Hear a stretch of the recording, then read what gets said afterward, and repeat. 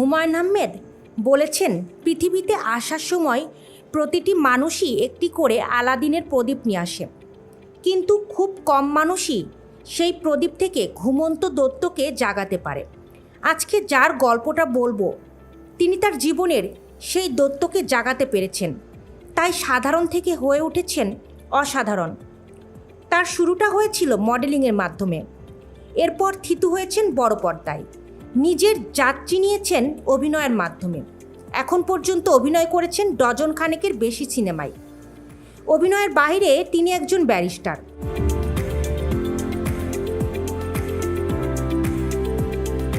বলছিলাম হালের জনপ্রিয় অভিনেতা সিয়াম আহমেদের কথা। আজ 29 মার্চ শনিবার চিত্রনায়ক সিয়াম আহমেদের জন্মদিন। জীবনের 33 বসন্ত পেরিয়ে 34-এ পা রাখলেন তিনি। ক্যারিয়ারে এখন পর্যন্ত অনেক নাটক, টেলিফিল্ম ও সিনেমা উপহার দিয়েছেন এই অভিনেতা। বিজ্ঞাপনেও বিচরণ রয়েছে তার। শুধু অভিনয় নয়, ব্যক্তিত্বের জন্য বেশ জনপ্রিয় সিয়াম।